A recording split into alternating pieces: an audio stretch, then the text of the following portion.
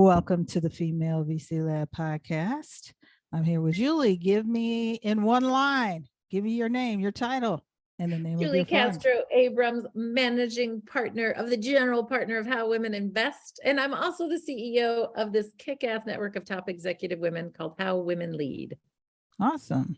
So what inspired you to become a venture capitalist or an investor?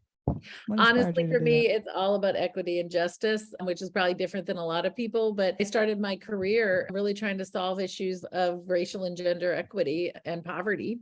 And I ran a microfinance fund in the United States. A lot of people think about microfinance outside of the United States, but I did it in the US, 22 cities, and we helped over 6,000 women start their own companies. And for most of them, this was really a poverty alleviation strategy. For most people, they would, on average, they would have 3 employees, themselves and 2 more people. So they stayed pretty mom and pop small, but there were a handful of outliers. And oh my goodness, trying to get those women any kind of funding, I just kept hitting walls. And then I started researching and I'm like, 2% of all venture dollars go to companies founded by women only. Like, that is ridiculous. And if you're Black or brown, forget it. So to me, it's still 0.01% for Black and brown. Yeah. $4 trillion of value just sitting there being lost by venture capitalists. And that's the thing. Like, and the data is really clear. Morgan Stanley used Morgan Stanley used census information and said, and aggregated it and said, we're leaving $4 trillion of earnings for LPs on the table because we're not investing in companies founded by women. So $4 trillion out of the $80 trillion held in pension funds and all these other places. And think about it. Pension funds are made up of women and people of color who are the teachers and the first responders and all the other, potential pension people. Exactly. So those pensions are being invested in things that are not yielding the highest returns. So our bias in our brains is making us make bad decisions. And we have these old-fashioned, bizarre rules that you have to have $1 billion worth of assets under management and have all this time in running a venture firm in order for them to even consider you. Well, the data says that if you have a venture fund of $200 million or less, you make more money for your investors. So why would you say $1 billion is the threshold? Like that, some of it just is, we have these things we do in life that don't make sense. Well, and some of it is ease, right? Like it's comfortable if you're putting a $10 million allocation into $1 billion fund, right? But or $100 million allocation into a multi-billion, the mega funds. And most fund to funds or most investors are using some advisor, right? Yes. If the advisor recommends you go to Sequoia, even if Sequoia doesn't perform well, they're not going to get, no one's going to say, why would you recommend that terrible investment? People are like, oh, it happened. It's the market. So they feel like it's a risk to recommend a venture firm run by women, even though the data is very clear that they'll make more money. The data is clear. You're going to outperform. One woman, you outperform. You need one woman and you outperform, period. Exactly. On all levels. So games everybody actually, because then you don't have statistics are there. Exactly. Awesome. Thank you for that. So what is your thesis and what is the motivation behind your thesis? And what you do? Our thesis as a venture firm, we have 2 funds, is that investing in companies founded by women is an arbitrage opportunity. There only 2% of all venture funds go to companies founded by women, only women and women co-founders, but no male co-founders. And what happens is women are told you have to have a male co-founder, you can't ever raise money. So there's all this messy stuff in the market. And one, it's not fair, it's not acceptable, but just talk about the finances. If it's my idea, and I'm a woman and I'm building this company and I bring on a male co-founder just because he's a man, and that's somehow going to make me more palatable to other people. I'm not saying that's why all companies are co-founded, but that does happen. It happens, yes. Yeah. And then it's not necessarily his baby or his idea. And sometimes he'll say, sure, you can use my name, but I don't really, I'm not going to, and I don't need anything and blah, blah. When the money shows up, everybody perks up and all of a sudden he starts to be more interested in other demands. Or you start really growing and he's actually, I think maybe I could run this better than you. Like all kinds of stuff happens that's bad for investors. It's bad for the founders. It's bad for the investors. In general. It becomes bad in general. And then bad for your employees as well. Because now you're potentially dealing with like a toxic work environment at some levels, because if they're fighting at the top, it does impact other people. It's good for anybody. No bueno. But think about this is in the market, in venture, what you're looking for is the hot deals that are in a blue ocean strategy that where nobody else is designing that product or service. You're looking for, exactly. And you're looking for companies that where you can get a great value, you can get in with a good valuation, right? Companies founded by women who aren't getting funding from other folks, other venture firms, by definition you're going to get a better deal. And because they're the cream of the crop, because only 2% get funded, you can actually fund the hottest deals that are going to win the most. They're going to have the best. But if you think about it as well, because only 2% get venture money, that means what happens to the other 98% of the females? Let's just put it out there on the female VC lab, because we can talk about that here. Think of another 98%. What do they have to do? They have to go get customers and revenues. So actually there's a very big gap and untapped market there, where there may be some hot deals under the surface that you just have no clue about, because you're like, damn, these people have revenues, they have this. But because you're not even looking, or you're looking at it in a, like, I need this valuation, like you're looking at it in a weird way, you're missing something. And so you're missing. Yeah. And frankly, the other part of our thesis, in addition to who we invest in, is how we do it. So there's this other thing then, if you just think about the data in the market, this is the first generation of us. Of women who have 30 years, like a large number of women who have 30 years of work experience. 30 years ago, this was not the case. You had a couple of outliers, but we have a massive generation of women with power, influence, and wealth. So it's a huge opportunity for us to really activate those women to get involved in ventures. We activate women operators, women who are in the C-suite. And what's really fascinating is, of course, we have a network of 120,000 people who are part of our larger network in our sister organization, which is a nonprofit called How Women Lead. That group is what birthed How Women Invest. This group of us came together and we're like, let's put money together and start a venture firm. And so my partner is an investment banker. I've worked with thousands and thousands of women in startups and ran a bank. So between the two of us, we know what we're doing. And we have a bunch of great women VCs who help us as investors in our investment committee. But all these, I don't have to be an expert in clean tech to be able to make great clean tech investments, because I know all the women who are the top executives in clean tech, and they all know, but they're untapped. They want to be 100%, 100% they're untapped. 100%. Yeah. And so they're all part of our network. And so I can make great decisions and really leverage those women for due diligence and also to support those companies once we've made an investment. So we just made an investment in a company that is using biofuels to create the cathodes that go in lithium batteries, literally reducing the cost and price to market of a Tesla by 50%. Okay. And not damaging the environment. I was going to say they're using a biofuel. That's not even damaging the environment. You don't have to dig up anything. Exactly. And so in order to evaluate that company, here are the people I got to bring in that are LPs, they're investors in our fund. And I could have gone to a lot more people who haven't even invested yet.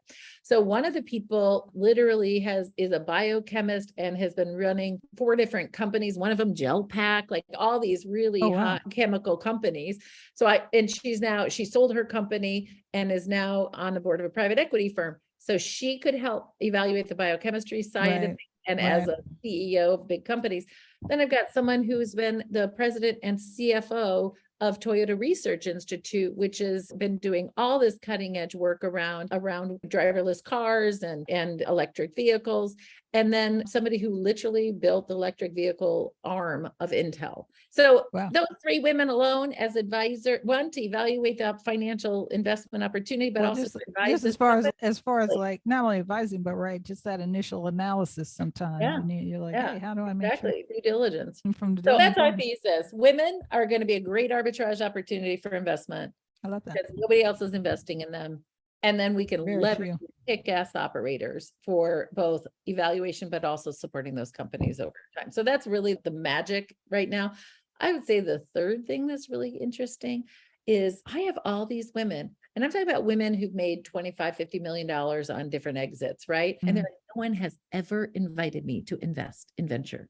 So we've got all these women LPs that I would love to tap some more of my female LP ladies, because I would love to tap some more female LPs. And women of color who've made a ton of money, they absolutely are never invited because people just make assumptions about them. And so we invited them to be part of it. So 50% of our investors, of our limited partners, are women of color. That's and awesome. 50% of the companies we've invested in are run by women of color. It's a network problem, not a pipeline problem. And 100%. Absolutely a network or ecosystem building problem. 100%. I agree with that. Yep. So Barbara, we get to win because we are doing what the data says is the right thing to do, but other people are ignoring the data and going with their biased. You got to look at the data. It's right there in your face. Yeah, exactly. You can't hide it. And some big Kauffman Foundation did a lot.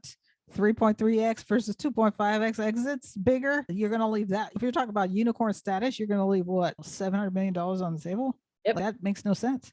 Exactly. Just the amounts is so large. Yeah. All right. So what are you currently learning or listening to or reading these days?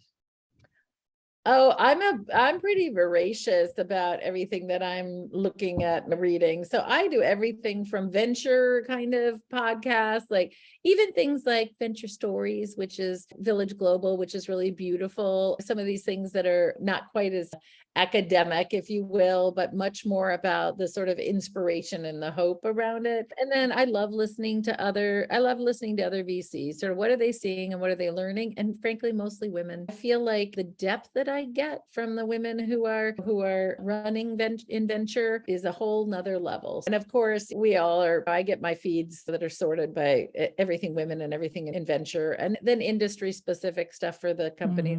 Future of work, and Gaines is always good. Yeah, just call Gaines. Yeah, he's got some good stuff. I like Jason's too. Yeah.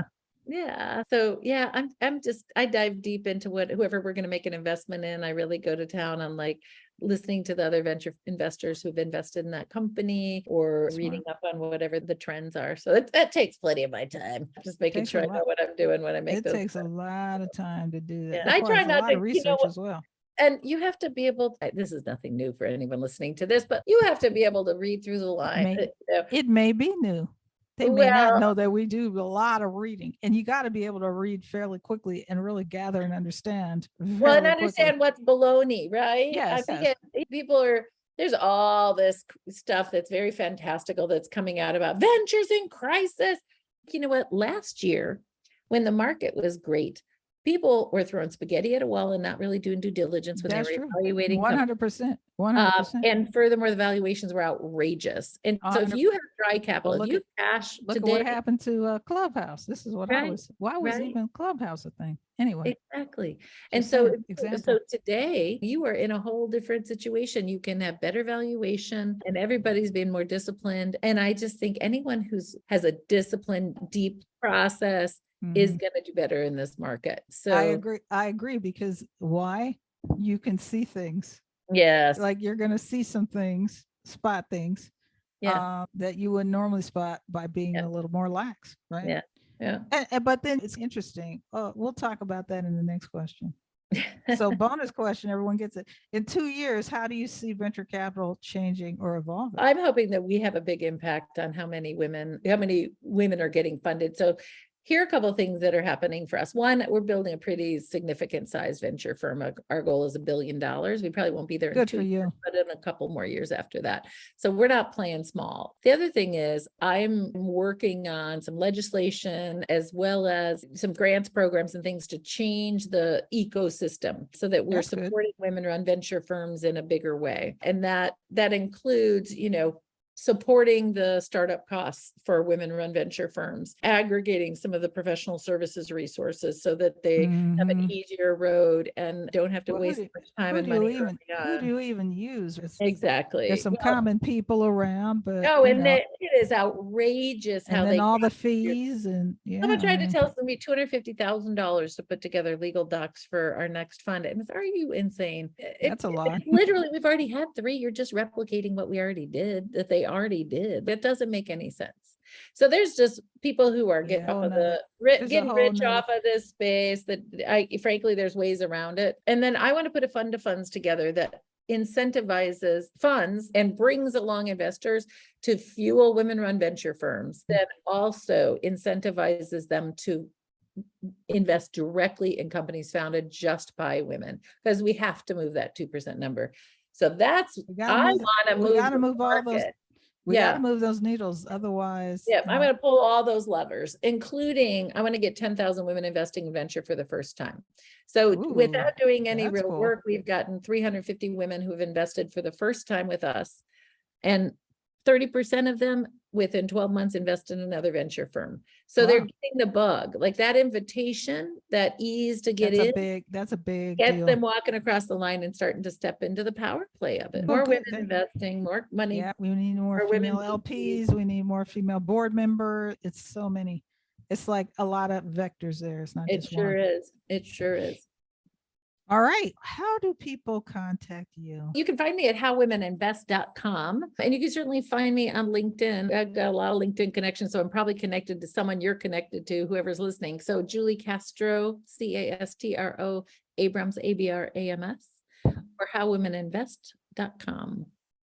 Awesome. Well, thank you, Julie Castro from howwomeninvest.com, for being our guest on the Female VC Lab podcast. Barbara. Thank you. Thank you.